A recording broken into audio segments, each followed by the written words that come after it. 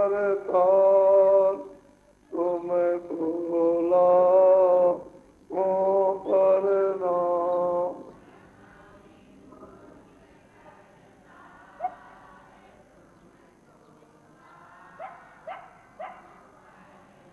अनादि पुरुष करताल तुम भोला ओ परनाम।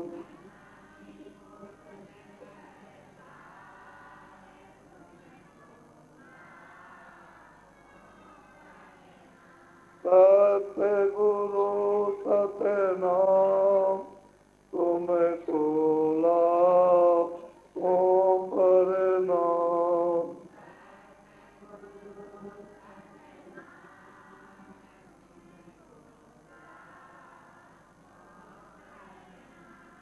तुम भोला ओ परनाम।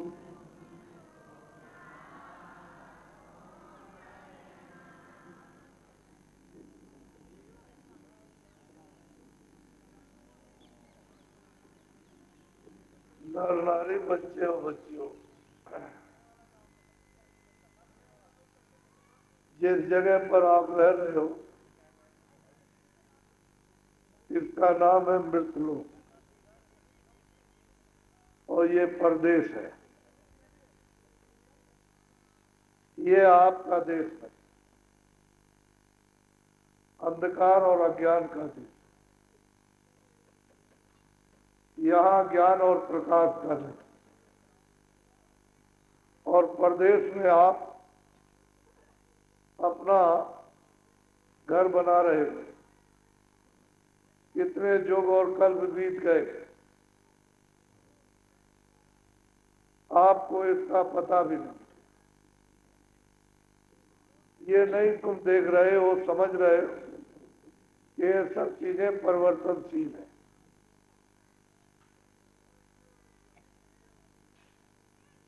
यहाँ कोई चीज स्थिर नहीं रह सकती, ना रह सकेगी। ऐसे देश में अड्डा जमा रहे हो, परदेश में आए हो, समझदारी से रहो, समझदारी से देखो, समझदारी से चलो और अपने देश की तलाश करो, अपने घर की, अपने उस प्रभु की, उस पिता की खोज करो कि वो मिल जाए। इस परदेश में आपका पिता नहीं है, ना आपका देश है।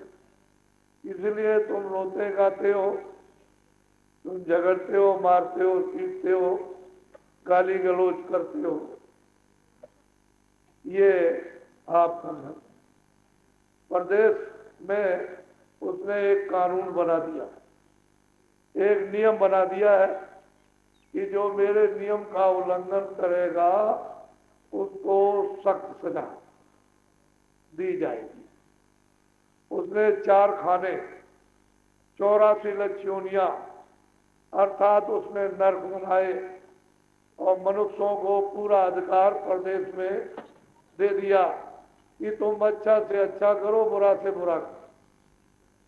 हमारी तरफ से कोई भी रोक टोक नहीं है। ये परदेश का मालिक अलग है, उसने नियम बनाया और आपको अधिकार दिया। जब अधिकार आपको दे दिया और रोक टोक नहीं है तो आपको समझना चाहिए था। ये बताया गया था कि जो जो करेगा उसका फल उसको भोगना पड़ेगा, अच्छे का अच्छा और बुरे का बुरा। तुम नहीं देखते हो लूले लंगड़े, अंधे बहरे, गरीब और तरह तरह के रोगी बीमार, तुम देखते नहीं हो पशु पंछियों में लूले लंगड़े, अंधे बहरे, तुम जानवरों में नहीं देखते हो। उसने ये जेल खाने बनाए। तुम मनुष्य है, शरीर में जो जो गलतियां करोगे वो उसमें सजा दी जाएगी वो आपको छोड़ नहीं सकता, उसका नियम बनाता। फिर तुमको कितना दुख मिलेगा, रोगे चिल्लाओगे, कोई सुनेगा नहीं, कोई आवाज नहीं पहचानेगा, कोई खाना नहीं देगा, पानी नहीं देगा, दवा नहीं देगा। किए हुए कर्म का आप दंड पाओगे। ये परदेश जो महापुरुषों ने आपको जो संदेश दिए, जो आपको याद कराया, उसकी कोई तलाश करना चाहिए। लेकिन रामायण को भूल गए और जो उपदेश किया था आध्यात्मिकवादियों ने, योगियों ने, ज्ञानियों ने, महापुरुषों ने, उसको भी भूल गए। अब परदेश में यहाँ अपना घर बसा है। तुमको ये मालूम नहीं है कि कितने पुण्य किए होंगे, कितनी तपस्या की होगी सतयुग में, त्रेता में, द्वापर में।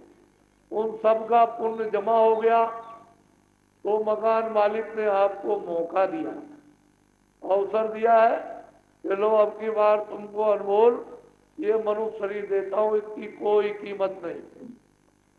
सारे संसार का धन, हीरे जवाहरात, सोना चांदी रख दिया जाए और कहा जाए कि इस बच्चे को, इस बुढ़े को, इस जवान को खड़ा कर दो, तो नहीं खड़ा कर। ये मनुष्य शरीर अमूलक है, उसने आपको थोड़े दिन के लिए दिया। जब उसने धरोहर आपको दी है थोड़े दिन के लिए कि मैं स्वच्छ और शुद्ध और साफ पवित्र तुमको मकान देता हूं, तुम इसमें बैठ करके अपनी जीवात्मा को जगा। उसका मतलब ये नहीं था कि खेती छोड़ना, दुकान छोड़ना, दफ्तर छोड़ना, बाल बच्चों की सेवा, ये कुछ नहीं। खेती करो, दुकान करो, दफ्तर का काम करो, पहले बच्चों की सेवा करो। ये बताया था कि इसको शुद्ध रखना। हमारे दिए हुए औजार आंख है, कान है, जबान है, मन है, बुद्धि है, चित्त है और अंतःकरण, इसमें जो जीवात्मा बैठी उसको गंदा मत कर। तो आपने किसी की बात मानी, सुनी, किसी की तो गंदा कर दिया। उसने आपको तो थोड़े दिन के लिए दिया, समय पूरा होते ही, स्वार्थ की पूंजी तुमको मिली है, उसको पूरा होते ही फौरन मकान मालिक सिपाहियों को बुला के परवाना काट दिया। जाओ हरि सिंह, करण सिंह, श्यामवती ये रहती है, इसका समय पूरा हो गया, जाओ, 1 मिनट भी न लगे मकान खाली। आवाज दे सिपाही, हे रामवती, श्यामवती, करण सिंह, तुम्हारा समय पूरा हो गया, मालिक का हुक्म हो गया है, तैयारी करो, मकान खाली करो। उनकी आवाज को सुनकर आप अंधे, बहरे, जबान बंद, उसी पाल गिर जाओगे, किसी को नहीं पहचानोगे, किसी की सुनोगे नहीं, सब लोग दौड़ पड़ेंगे। क्या हो गया, अभी तो ठीक था, ये क्या हो गया, कुछ नहीं। तब तक एकदम सीधे आए और सिपाही गिर पड़े। मालिक का एक हुक्म है, मकान। क्या सेकंड लगेगा, मिनट लगेंगे मन को, बुद्धि को, चित्त को, प्राणों को, जीवात्मा को इस किराए के मकान से निकाल पाए। ये क्या है, माया की छाया। ये जो दिखाई देती है छाया, ये क्या है, माया की छाया। इस छाया से इसकी रक्षा करो, खाना भी दो, कपड़े भी दो, दवा भी दो। मना कौन करता है, इसकी रक्षा करो, इसको निरोगी रखो, रोगग्रस्त न हो जाए।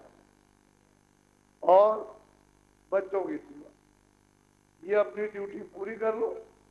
ये कौन कहता है कि तुम लाख छोड़ दो, करोड़ छोड़ दो और 1000 बीघा छोड़ दो, तुम 100 मकान रखो, तुम दुनिया की दौलत रखो, लेकिन ये तो समझो कि छाया है, किसके काम आने वाली है।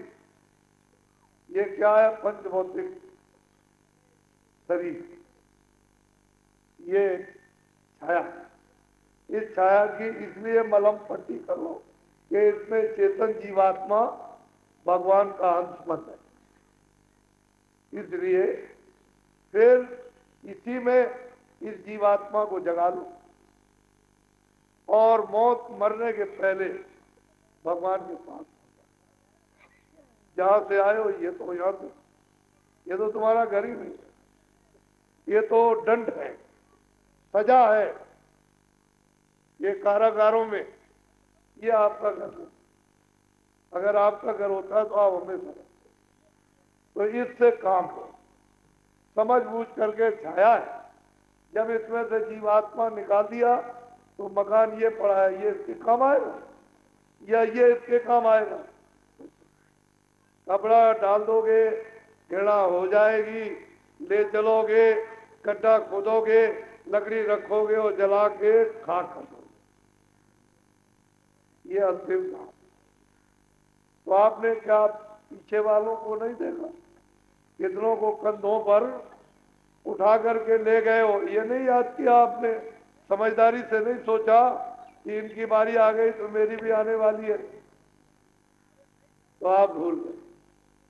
क्या कहते हैं? नहीं मेरा क्या, मेरे लोग, ये सब सामान तुम्हारा कुछ, ये भी तुम्हारा, इससे संबंधित जो तुमने इकट्ठा किया वो भी तुम्हारा, काम ले लो, इसको भी छोड़ दो, ये भी छोड़, नहीं ये तुम्हारा है तो जिसका है उसका, वो अपना ले लेगा, तुम अपना काम कर लो दूसरे मकान में। तो आपने इसकी फिक्र इसकी चिंता, किताबों में क्या लिखा था? महात्मा के पास जाओ, ज्ञानी के पास जाओ, तत्वदर्शी के पास जाओ, ब्रह्मदर्शी के पास जाओ, जो उससे मिला हुआ है, उसको पा चुका है, उसके पास जाओ। तुम अज्ञानी हो, तुम भूले हुए हो, तुम अंधे हो, तुम बहरे हो, तुमको दिखाई नहीं देता है, सुनाई नहीं देता तुमको, उनके पास जाओगे तो तुमको ज्ञान मिलेगा, शक्ति मिलेगी, आनंद मिलेगा। आपने उनकी खोज तलाश की, ऐसे ही समय बिता दिया, इसी में सब बेकारों में, बुराइयों में बिता दिया। क्या आपको ठीक है? आपने सोचा था हमारे पास कुछ नहीं है, खेती हो जाए, दुकान हो जाए, नौकरी करें, हमको धन मिले, हम सामान ले, मकान बनाए, बहुत से सामान रखे, सोना चांदी जमा करें, सब कुछ किया आपने, किसके लिए? सुख, शांति के लिए, आराम के। तो फिर आपको दुख क्यों मिला? अशांति क्यों मिली? क्लेश क्यों, बीमारी क्यों मिली? आपने तो साधन किया था सुख का, मिला क्या? दुख, क्लेश मिला, रोग दोग मिल गए। तो इससे ये मालूम हुआ है कि आपने जो मेहनत की है वो व्यर्थ, समझ बूझ के मेहनत नहीं की, अनजान में की।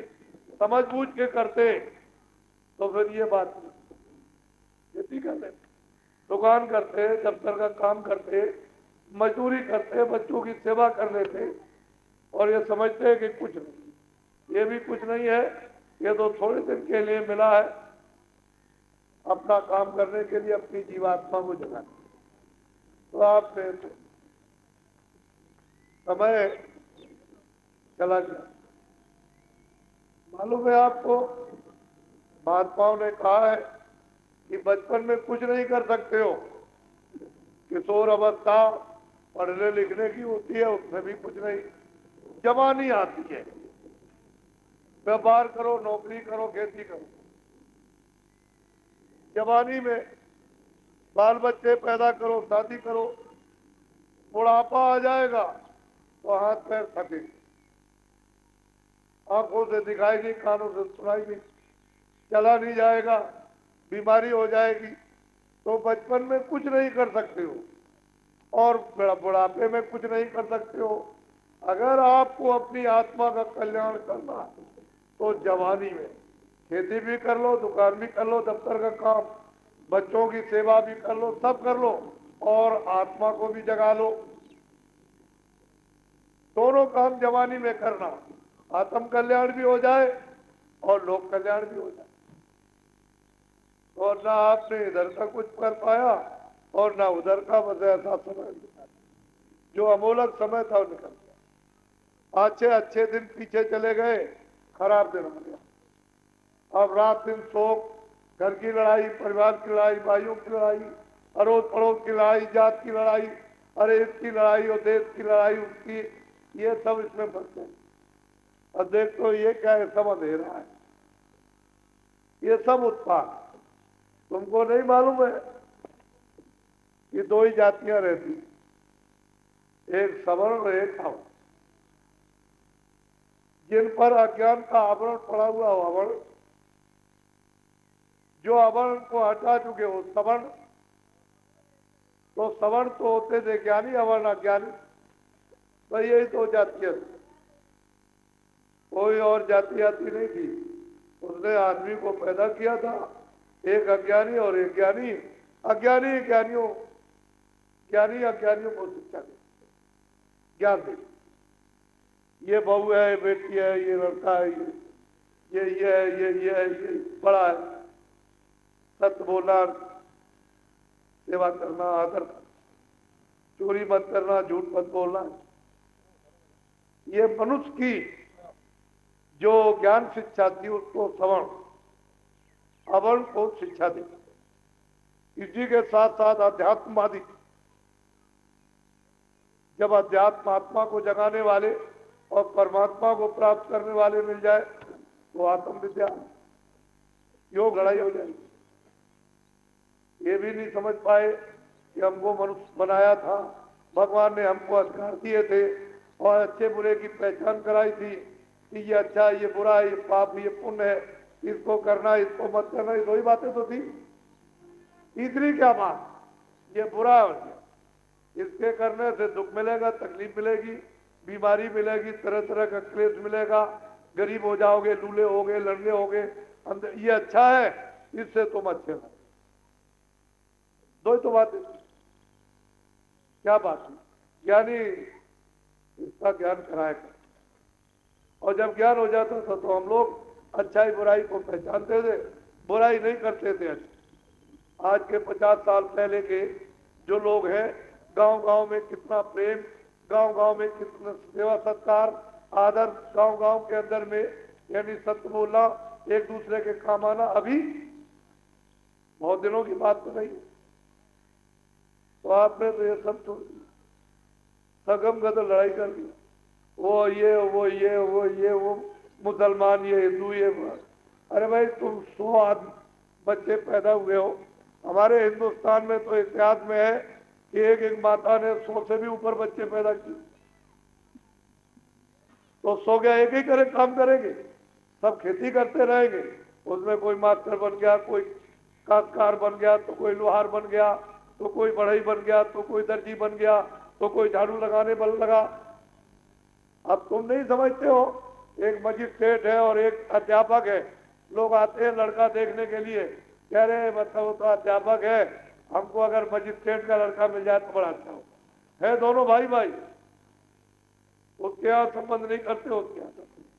अरे मतलब ये अध्यापक है और इसके बाद 2 बीघा जमीन इसी का भाई है, इससे संबंध नहीं करेंगे, अध्यापक फिर भी ठीक है। तो तुम वहीं से छोटा करने लगे। तो किसने छोटा किया? आपने किया। भगवान की तरफ से और ज्ञानियों की तरफ से कोई छोटा नहीं बना, लेकिन आपने तूफान खड़े कर दिए। तो इसमें आप गिर गए, भूल गए। अब ये जीवात्मा बेचारी, जिसको एक मौका, एक अवसर दिया गया, इसको यहाँ से निकलने का, यानी निर्बंधन होने का, भवसागर नदी से पार जाने का, मुक्त होने का, जन्म मरण की पीड़ा से छूटने का, वो तो सब बस खाते और सो जाते बच्चे। कितनी मंजिल है। अरे ये तो जानवर भी खाते, वो भी खा लेते हैं, बच्चों को पैदा करते हैं, दूध पिलाते हैं, चाटते हैं, प्यार करते हैं, बैठा लेते हैं। उनको भी रहता है कि हमारे बच्चों को कोई मारे नहीं, काटे नहीं। और आप मनुष्य हो, आप तो सबसे ऊंचे। भगवान ने आपको 5 तत्वों की बुद्धि दी है, ये भूत का, भविष्य का, वर्तमान का, सब कुछ आप सोचो। तो आप उसी से नहीं सोचते। ये परदेश, मैं तो कुछ बताने के लिए आया, कुछ आपको दे दूं इसलिए आया, मुझे कुछ आपसे लेना नहीं। मेरा कोई, मेरे स्वार्थ की कोई बात हो एक मत मानिए, और तुम्हारे सब हित की हो, तुम्हारे शरीर की हो, परिवार की हो, बच्चों की हो, आत्मा की हो, लोक की हो, परलोक की तो पियो। अरे भाई, तो जो तुम्हारी धर्म पुस्तकों में कहा गया है कि महात्माओं की खोज तलाश करो, उनकी करना चाहिए, उनको ढूंढना चाहिए था। राजा राज छोड़कर, सब खजाना छोड़कर, सब छोड़ के जंगल में नंगा पैर घूमता रहे, और वो तलाश तभी तो नहीं उसको महापुरुष मिले। ऐसे मिलते, ऐसे नहीं मिला। तो आप लोगों ने तो अभी ये सब कुछ नहीं समझा, तो आगे बड़ी तकलीफ आएगी, बड़ा संकट आ। क्या बताया क्षणों में क्या होगा। कृष्ण भगवान समझाते ही समझाते रह गए, अरे भाई मेरी बात को मान लो, और मानव धर्म का तुम लोग पालन कर लो कम से कम, नहीं तो पीछे तुम पछताओगे। तो कह लगे वो तो जो कुछ होगा देखना। एक भी बात नहीं, न कौरवों ने मानी न पांडवों ने मानी। वो देखते देखते देखते देखते जरा सी देश में कुदरत ने चमत्कार दिखा। 56 करोड़ यशवंतियों का सफर। तुमको नहीं मालूम, किताबों में लिखा है, जब जब होए धर्म की हानि बाढ़े सुरमा मन। अब क्या है, धर्म गया, कर्म गया, सत्य गया, न्याय गई, दया गई, सेवा गई, सत्कार गया, मान सम्मान सब हजम नहीं करेगा, उबाल हो जाएगा। तो ये कुदरत अपने में हजम कर लेगी, ऐसा उबाल मारेगी कुछ का कुछ क्षणों में होता। समय बड़ा खराब, आगे समय बहुत खराब आ रहा, आपको उसका अनुमान नहीं। लोगों के दिल दिमाग में भी नहीं है कि ऐसा खराब समय आ रहा। दुनिया, सारा विश्व चकाचौंध हो जाए। तो मैं तो ये चाहता हूं कि आप जो समय बचा हुआ चलते चलाते कुछ अपनी जीवात्मा के लिए भी कुछ, क्योंकि ये तो मेहनत आपने जो कुछ भी की है वो तो इसके लिए। तो मैंने तो नहीं कहा कि फेंकी, आप इसको रखो, लेकिन जो इसमें जीवात्मा है उसके लिए आपने आज तक कुछ, उसके लिए भी कुछ कमा कर जमा कर लीजिए। जब ये सब कुछ और ये छोड़ करके जब विवश होकर के लाचारी में हुक्मनामा आएगा, और जब आपको जबरदस्ती से निकाला जाएगा, तो जल मत मरा तो सह दुख होई। वो कोई लिख नहीं पाता, इतनी पीड़ा हो जलने की और मरने की। उसके लिए महात्माओं ने कलम छोड़ दी। तो कुछ जीवात्मा के लिए भी कुछ जमा कर लीजिए। जब ये यहाँ से चलने लगे, निकाली जाए, तो हमारे पास में धन जीवात्मा का जमा रहे, तो वो जन्म की पीड़ा, मरण की पीड़ा, 84 का चक्कर, नरकों की आत्माओं से बचत हो जाए। तो कुछ कर लो चलते चला, अच्छा रहेगा। नहीं, समय बड़ा खराब। तो मैं कुछ आपको दूंगा, घबराओ मत। वैसे हमारे धर्म पुस्तकों, ग्रंथों ने बताया कि आप शाकाहारी रहो। छोटा बच्चा होता है 2 महीने का, 4 महीने का, तुमने देखा होगा जब वो जीवात्मा निकाल दी जाती है तो माता कितना विलाप करती है, लेकिन घर में नहीं रख सकते वहां। उसको ले जाओगे कपड़ा डालकर और चले जाओगे आंसू बहाते हुए, और वहां नदी में या किसी तालाब में या गड्ढा खोद के गाड़ दो। घर में आओगे, कुएं पे जाओगे, कहीं नल पर, तो फिर कपड़े धोगे, स्नान करोगे। भाई पूछा किसी ने क्यों धो रहे, कह लगे शुद्ध हो रहा। क्या कर रहे, तुमने अशुद्ध क्या किया? कह लगे वो लड़कियों को फेंक क्या। वो क्या था? कह लगे मुर्दा था, मिट्टी। अरे भाई मिट्टी थी, मिट्टी तो मिट्टी है, मुर्दा तो मुर्दा ही होता। आदमी का मुर्दा, आदमी का मतलब है मिट्टी, पशु का मुर्दा, पंछी का मुर्दा, कीड़ों का मुर्दा, उसको मतलब घर में रखा जाता है, बाहर घर में मतलब शाकाहारी मतलब एक बार। अनाज सब्जी फल गीले सूखे 100 बार खाओ, घी दूध जो है 100 बार खाइए, 100 कपड़े रोज बदलो, वो आपकी। मैं आपको ये कह दूं कि नंगे हो जाओ तो मत हो। शाकाहारी बीड़ी तंबाकू सिगरेट हुक्का पियो, मैंने तो कभी नहीं पिया, लेकिन और कोई ऐसा नशा मत करो जिससे तुम्हारी बुद्धि पागल हो और तुम चले जा रहे हो, सामने खंबा खड़ा उसी में लड़ गए, या गड्ढा उसी में पैर चला गया तो नीचे गिर गए, टांगे टूट गई, ऐसा नशा कोई मत समझ लो। ये सब तुम्हारे हिस्से, बच्चों के लिए, बच्चियों के लिए, देवियों के लिए, घर के लिए। अरे भाई क्यों ऐसा करते हो? लोग के लिए, परलोक के लिए। ऐसा नशा करोगे कि बुद्धि काबू में नहीं, शरीर काबू में, क्या हो? घर का पतन, समाज का पतन, जाति का पतन, देश का पतन, अपना पतन, अपनी आत्मा का पतन। क्यों ऐसा कर? अरे भाई एक एक चीज चुनकर उसमें गांठ लगा दो, वही तुम्हारे काम आएगी।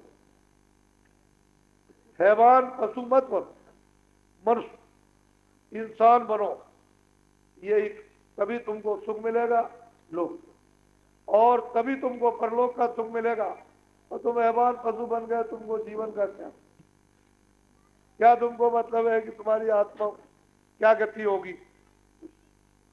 इसलिए मोटी मोटी बातें जो है उसको सब लोग मिलजुल करके रहो, घर गृहस्थी में, अड़ोस पड़ोस में, भाइयों भाइयों में, अगल बगल में, जात पे जात कोई हो। हम तो कोई जात समझते नहीं, हम तो यही अज्ञानी और ज्ञानी, सवर्ण ज्ञानी है और अवर्ण जो है अज्ञानी हमारी तरफ। लेकिन तुमने जो बनाया, काम से जाति बना दी, तो तुम रखो, हम उसके लिए थोड़ी कहते मेड रखिए, लेकिन मनुष्य तो बन जाओ।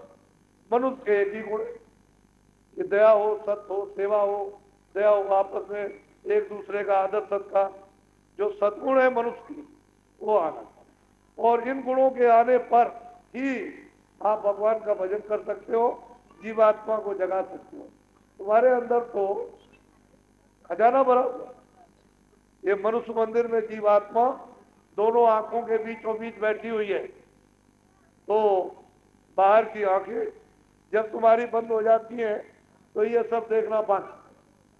तो जीवात्मा की आंख बंद हो गई, क्या नाम शिव नेत्र, तीसरा नेत्र, दिव्य दृष्टि तुम्हारी बंद हो गई तुम्हारे कर्मों से, तो तुम भगवान की सृष्टि को और देवताओं को, भगवान को इसलिए नहीं देख सकते हो जब तक तुम्हारी आंख न बन जाए। अब तुम किसी के पास जाओ तो ऑपरेशन कर दे, ऑपरेशन, डॉक्टर जानते हैं ऑपरेशन क्यों? कि खराब पर्दा उतार दे, जो अच्छा रहता है उसको छोड़ देते, ऑपरेशन।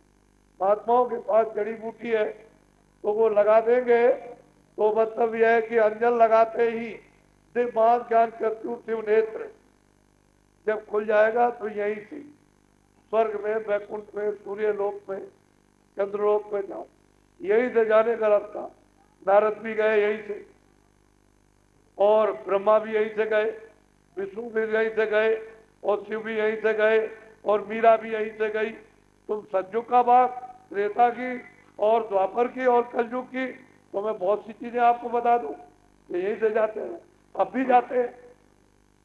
लेकिन जब ऑपरेशन, वो ये डॉक्टर नहीं कि ये लोहे वाला लगा दिया, वो अलग दवा, वो औषधि अलग है, औजार अलग, और इनके पास में इस शरीर का, इसका तो पंचभौतिक का कर देंगे, लेकिन वो जीवात्मा का ऑपरेशन नहीं हो। तो तुम्हारे पास तो सब कुछ खजाना है, जीवात्मा भी है तुम्हारे पास, और मतलब यह है कि जीवात्मा का भंडार भी भरा हुआ, उसकी शक्ति का, ज्ञान का, आनंद का सब कुछ है। लेकिन तुम सब कुछ होते हुए अज्ञानी बन करके चले। मोह ममता मालूम है, मोह सकल व्याधन कर मूला, सब व्याधियों का मूल मोह। कितनी व्याधियां, एक दो बेहोश कर देता है, सन्नपात हो जाता है। किसी की बात सन्नपात में सुनने को मिले, समझोगे न, सुनोगे न समझोगे, क्यों आज सन्नपात है, तो सन्नपात आया हुआ। इसे तुमको क्या मालूम है कि मनुष्य शरीर क्या है? ये ऐसे मिलता है, इतने युग तुमने कष्ट उठाए, तब ये पुण्य जमा हुआ है और उससे आपको ये दिया। ये एक नौका है जिस पर जीवात्मा को बैठा दिया। अब इसको इस नदी से बड़ा भारी सागर अज्ञान का इससे पार उतार दो, तो यही से दरवाजा जाता है, यानी यही से उसको सवार कर दो और पार उतारो। पर जब महात्मा मिल जाए तभी हो सकता है ऐसे। तो आगे समय आपके लिए अच्छा, ये सारे विश्व के लिए बहुत ही खराब समय आ रहा है और सारा विश्व रोएगा, भारत भी रोएगा, क्योंकि आपने धार्मिक भूमि को, कर्म भूमि को भोग भूमि बना दिया। भोग हो, इंद्रियों के भोग हो, वहां जान पहचान ये वो कुछ, जैसे और देश अन्य देश भारत को छोड़कर के भोग भूमि थी और ये धर्म भूमि थी, कर्म भूमि। तो यहाँ कर्म करते थे, धर्म करते थे, यहाँ अच्छा बुरा समझा जाता है, बाहर में भोग भोगा जाता, इंद्रियों के भोग। तो आपने इसको भोग भूमि बना दिया तो पलटा खाएगा, उलट पलट होगी। और ऐसे वैसे नहीं, ऐसी चीजों से उलट पुलट होगी जो आपकी समझ में नहीं आती। तो अब मैं आपको कुछ देना चाहता हूँ, तो दीजिए, क्योंकि मेरे पास समय नहीं है।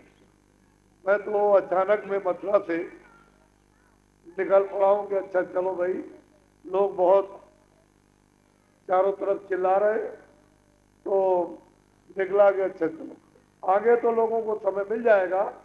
लेकिन जो जल्दी आया हूँ जयपुर में, ये शाम को ही सूचना दी और पहुंचा, तो इधर आपके मालपुरा इधर कार्यक्रम करता हुआ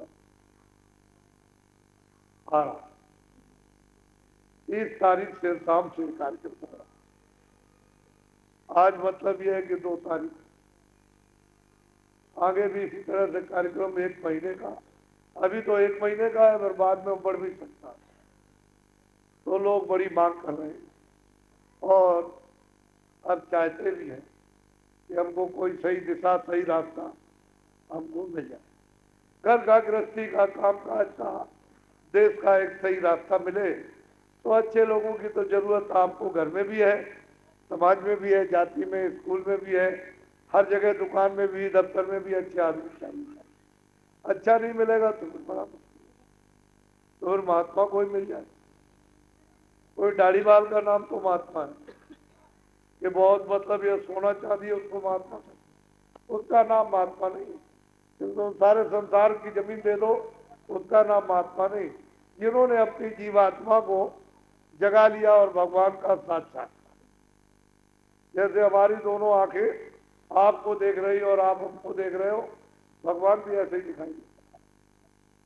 वो अरूप नहीं है, वो तो पहले ही रूपमान है, लेकिन तुम्हारी आंखें बंद है इसलिए वो अरूप है, उसका कोई रूप नहीं है। फिर तुम्हारी आंख बाहर की बंद हो जाए तो ये सारा संसार अरूप हो जाएगा, क्योंकि तुम किसी रूप को देख ही नहीं सकते हो।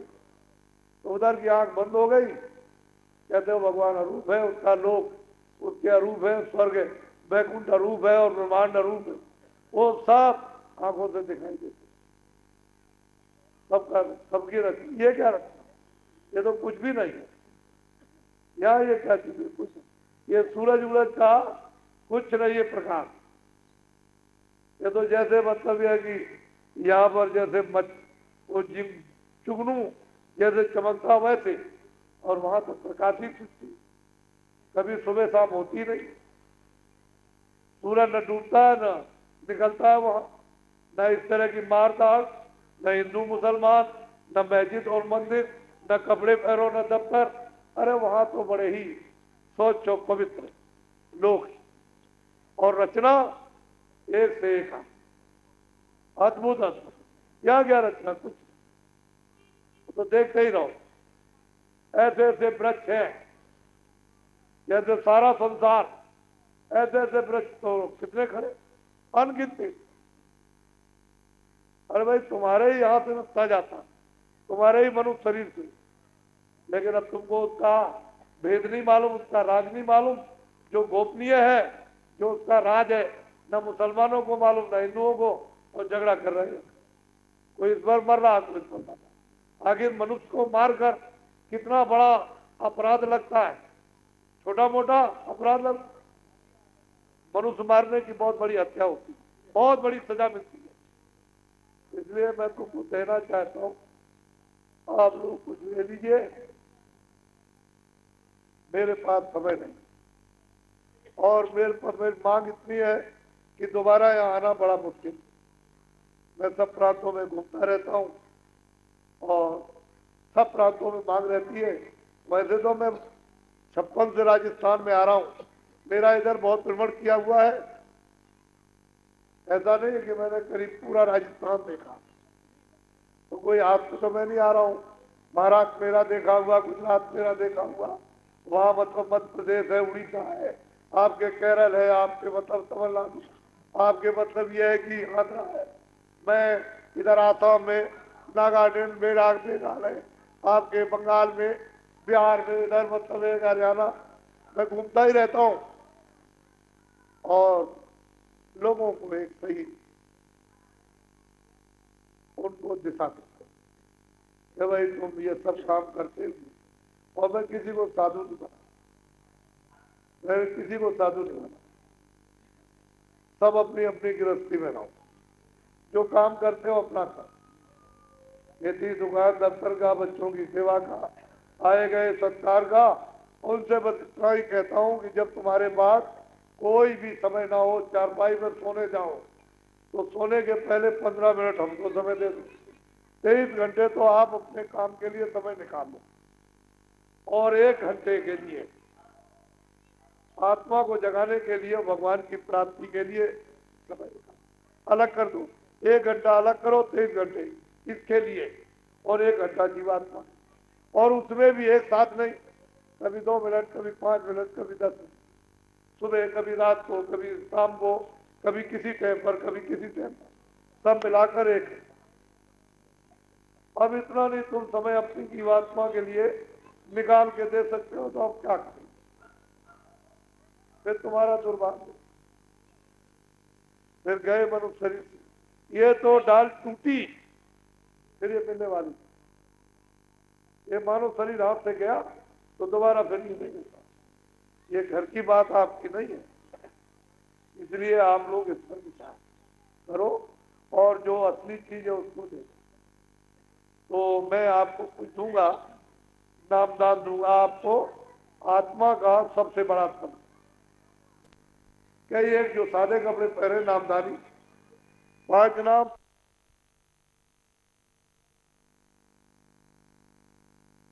और इनमें से कोई याद कर ले और पूछा जाए तो उसको बता दो। टाट वाला मिल जाए या आप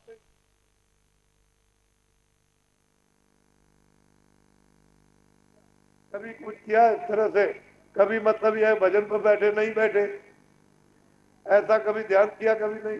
शुरू शुरू में ऐसा होता, लेकिन जब करने लगोगे तो शुरुआत होगी। ये इनको आपको याद करा, मैं रात को यही रहूंगा। तो आपको अपनी अपनी जातियों में, हिंदू है, मुसलमान है, सिख है, ईसाई है, उनमें भी बहुत सी जातियां, मुसलमानों में, सिखों में भी बहुत सी जातियां हैं, हिंदुओं में भी बहुत सी जातियां हैं। तो आप अपने अपने में रहो, लेकिन सवाल और सवाल, एक ज्ञानी और दूसरा ज्ञानी। ये इसलिए था कि आपको ज्ञान दे, जब ज्ञान दे देंगे, ज्ञान मिल जाएगा, तो आप भी सवर्ण हो गए। तो आप जो लोग बच्चे पैदा, बच्चियां पैदा, जो अज्ञानी, उनको ज्ञान दो। जब उनको ज्ञान मिल जाए तो सवर्ण एक तरफ से आते जाए, दूसरी तरफ खत्म होते जाए। क्योंकि यही तो जन्म और मरण, जो आएगा आवरण, जो यहाँ रहेगा ज्ञान देगा उसको। जब दोनों अज्ञानी हो जाओगे तो क्या मार काट, फिर बेइज्जती हो जाएगी, अब गाली गलौज। तो ये ज्ञानी और अज्ञानी, इसमें लड़ो झगड़ो मत। छुआछूत किससे थी? चोरी से थी, झूठ से थी, धोखे से थी, मारपीट से थी, गाली गलौज से थी। अरे भाई बुरी संगत से, चोर की संगत चोर, डकैत की संगत डकैत, झूठे की संगत झूठे। तो ये बच्चों को रोका गया था, बच्चे बच्चियों को, कि वहां सोबत संगत में मत बैठना, नहीं तो बुरा गाली सीख जाओ, अपमान सीख जाओ। तो आप बच्चों को रोकते। इसी तरह से आत्म कल्याण के लिए रोका जाता है कि बुरों की संगत मत करो। अच्छे लोगों की, जो दिन में काम करते हैं ईमानदारी मेहनत के साथ, खेती दुकान दफ्तर का काम, और बच्चों की जो सेवा करते हैं, और फिर आदर और सत्कार प्रेम और दया जो रखते हैं, ऐसे लोगों की संगत करते हैं तो बुरा। तो ये तो छुआछूत और क्या, छूत लग गई बुरे हो जाओ। अच्छे लोगों के पास बैठोगे छूत छूट जाएगी, यही तो बात हो। तो लड़ो झगड़ो मत, सब प्रेम आपस में मिलजुल करके रहो, एक दूसरे के काम आओ।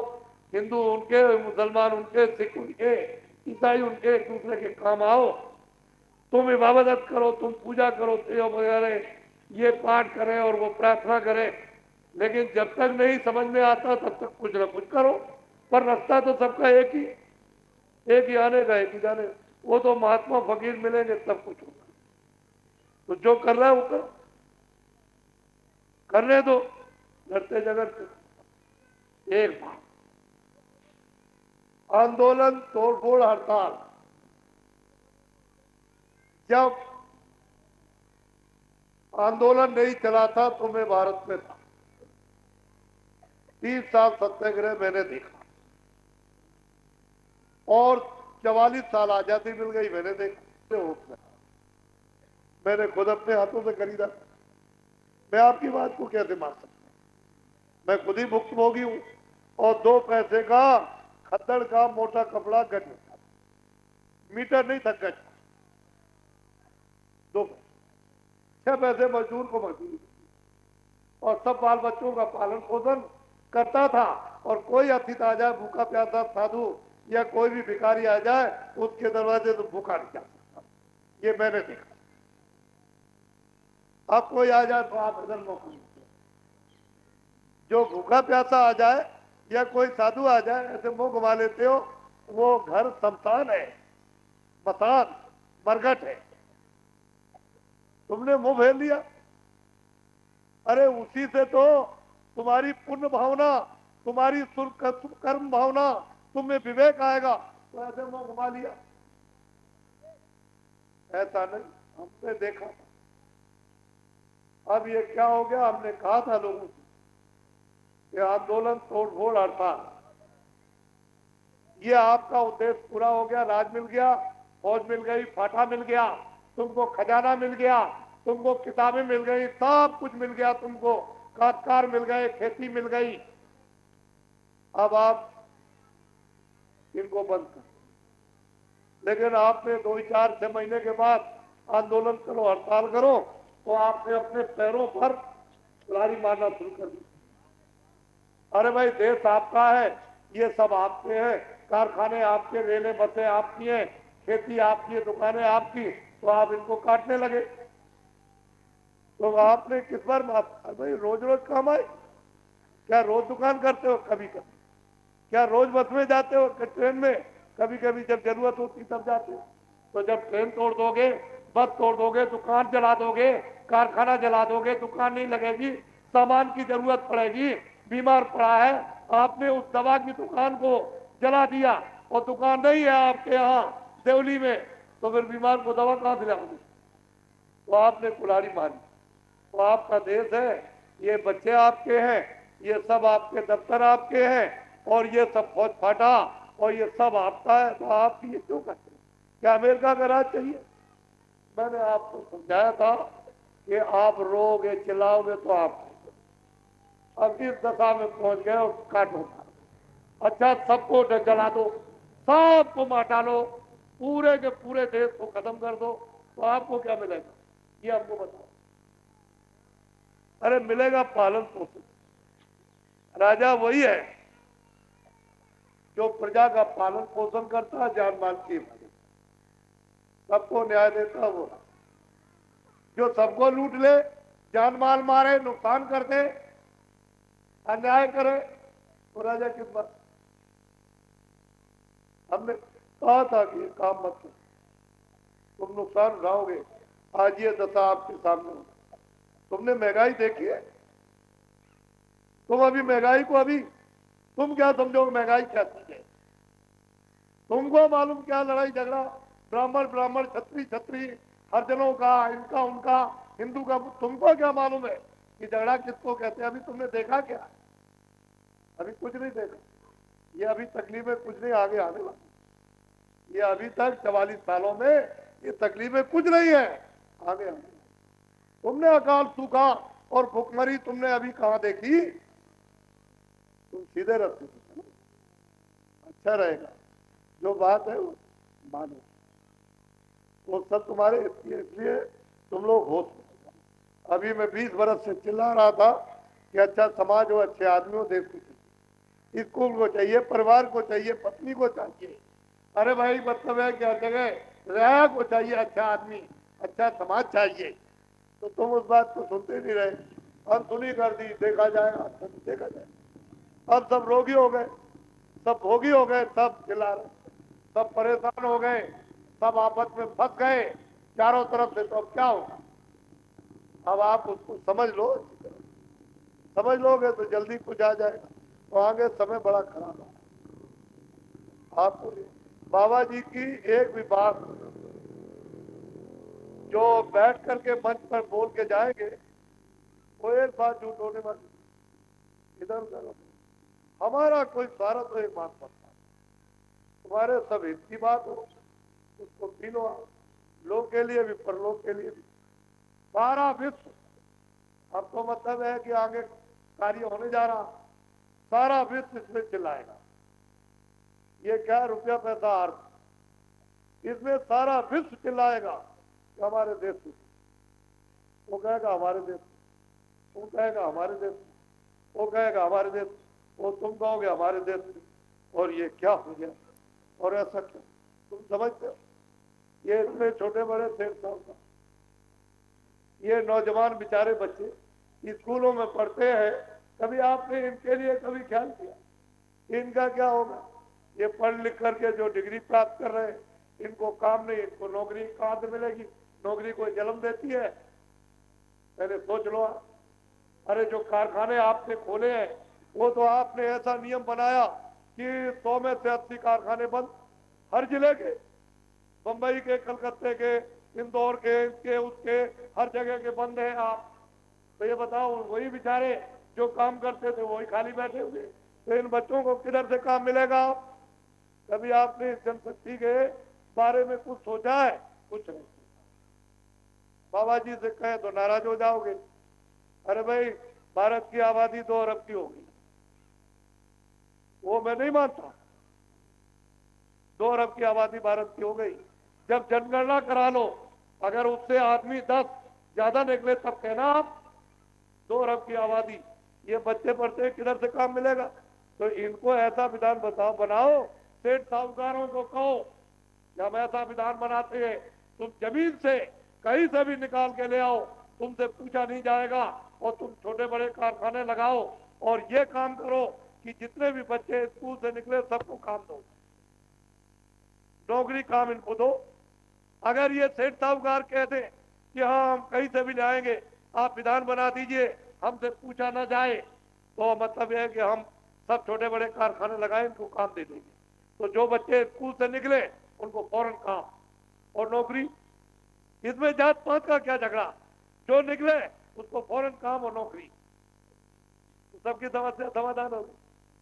और आप बुला रहे हो बाहर से, चलो चलो पूंजीपति हो, तो इससे मालूम है कि आपके पास कुछ नहीं रहेगा, कुछ नहीं आपके पास।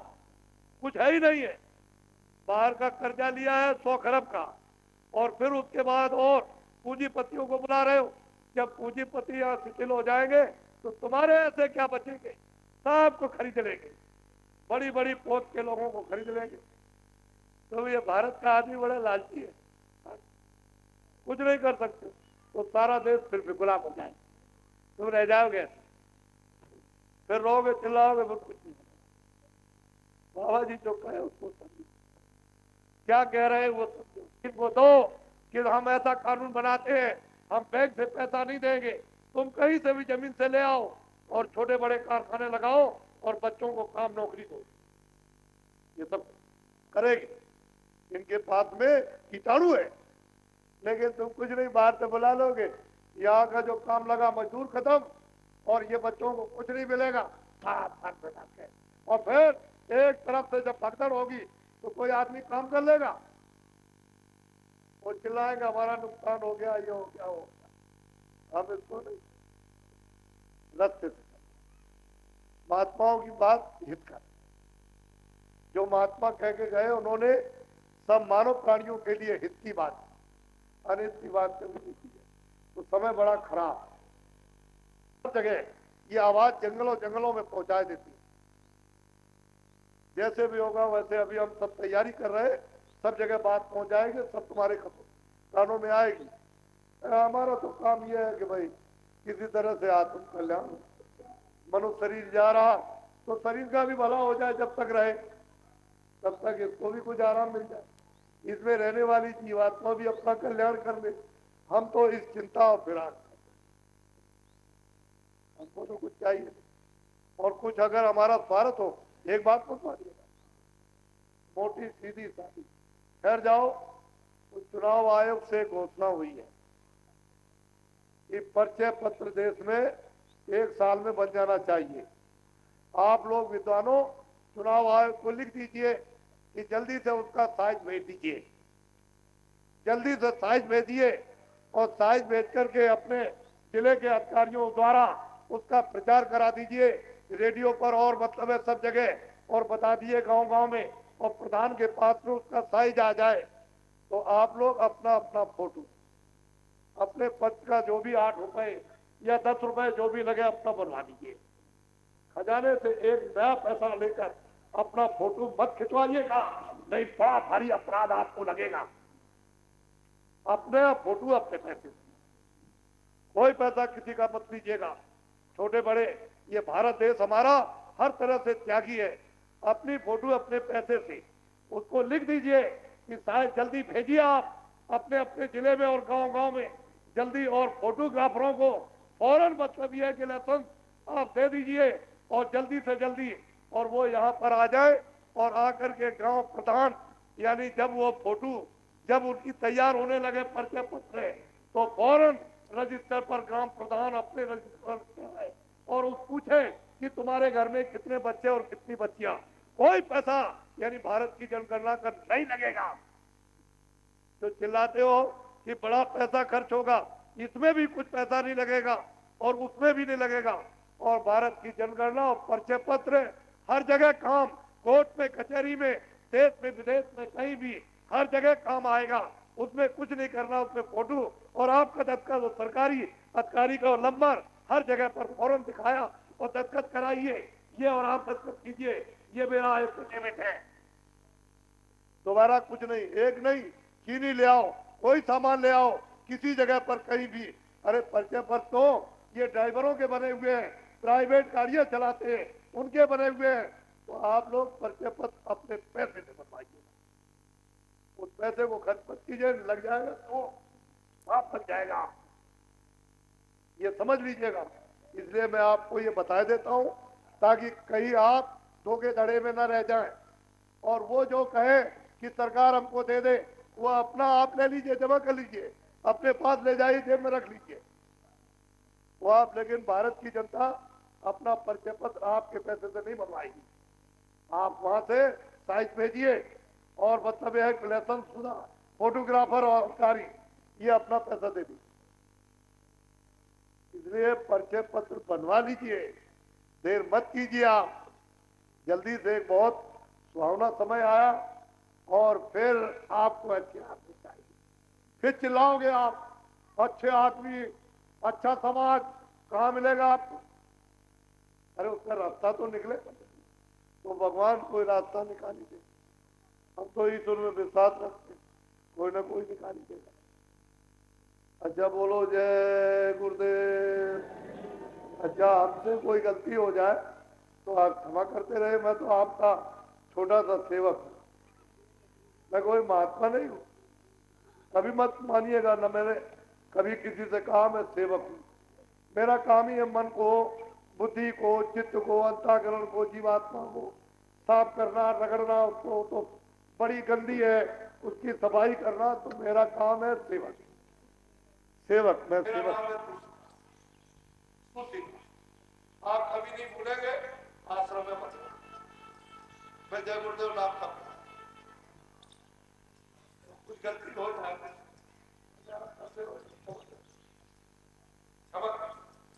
ये आज नाम बहरा था और अंधा था, जब तुझको भेद बताया तब तुझे बताया। अरे तुझे पहले पूछना चाहिए था, ये विचार इस प्रदेश में छोड़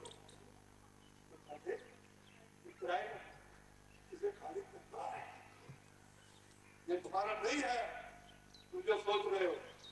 बोलो जय गुरुदेव। मैं बच्चों को बताऊं